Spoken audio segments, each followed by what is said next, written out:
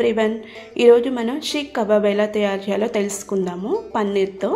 So దీనికి కావాల్సిన ingredients వచ్చేసి పన్నీర్, గ్రీన్ చిల్లీ, అండ్ మనకి డైట్లో యూజ్ చేసే గింజలు ఉన్నాయి కదా వాటి యొక్క పౌడర్, అండ్ అట్లాగే ప్రోటీన్ పౌడర్, కొత్తిమీర, అండ్ ధనియాల పొడి, అండ్ జీలకర్ర పొడి, అల్లం వెల్లుల్లి పేస్ట్, సాల్ట్, పసుపు, అండ్ అట్లాగే వెల్లుల్లిని చిన్న చిన్న పీసెస్ లాగా కట్ చేసుకోవాలి.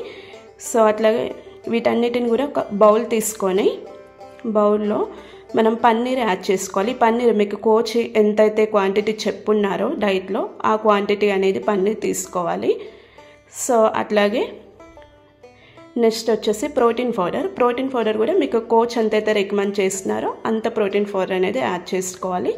దీంతోపాటు ఈ 5 రకాల గింజలు ఉన్నాయి కదా వీటి యొక్క పౌడర్ని వేసేసుకొని, సో గ్రీన్ చిల్లీస్ యాడ్ చేసుకోవాలి, చిన్న చిన్న పీసెస్ లాగా కట్ చేయాలి. సో అట్లాగే మనకి ఇంగ్రీడియంట్స్ ఉన్నాయి కదా అల్లం వెల్లుల్లి పేస్ట్, ఇవన్నీ కూడా యాడ్ చేయాలి.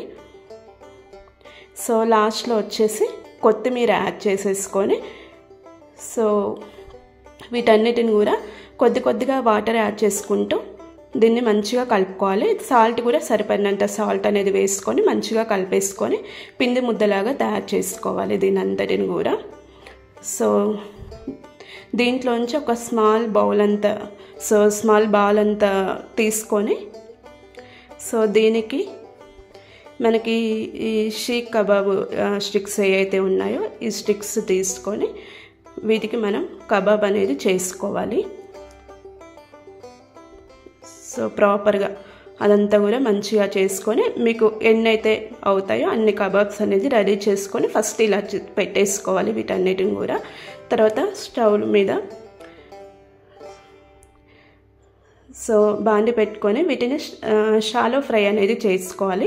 సో దీనికోసం నేను ఇక్కడ వచ్చేసి ఆమ్వే క్యూని యూజ్ చేస్తున్నాను. సో దీంట్లో ఏంటి అని అంటే న్యూట్రిలాక్ అనేది ఉంటుంది. దాంతోపాటు మనకి ఏదైతే వెజిటేబుల్స్ ఏదైనా సరే ప్రాపర్గా కలర్ అనేది పోకుండా వెజిటేబుల్స్ అనేది ప్రాపర్గా కుక్ అనేది జరుగుతుంది. సో దీనికోసం షాలో ఫ్రై కోసం మనం గీ అనేది తీసుకోవాలి. So ghee are coconut oil అనేది యూజ్ చేయొచ్చు. నేను ఇక్కడ గీ తీసుకుంటున్నాను. సో గీ తీసుకొని, సో ఇది అంతా కూడా సిమ్లోనే చేయాలి. గీ కొంచెం వేడైనాక ఏవైతే షీక్ కబాబ్స్ ఉన్నాయో వీటిని ఒకదాని తర్వాత ఒకటి దాంట్లో పెట్టేసుకొని, సో అన్ని వైపులా తిప్పుకుంటూ మనం వీటిని షాలో ఫ్రై అనేది చేసుకోవాలి. సో ఈ ఇంగ్రీడియంట్స్ అంటే ఈ రెసిపీ అవుతున్నంతసేపు కూడా మనం ఎప్పుడైనా సరే సిమ్లోనే స్టవ్ అనేది ఉండాలి. లేదు అని అంటే ప్రాపర్గా కుక్ అనేది జరగదు. తర్వాత వీటన్నిటిని ఒక ప్లేట్లో తీసుకొని క్యారెట్ కీరాతో సర్వ్ చేసుకున్నామంటే వేరు షీక్ కబాబ్స్ రెడీ.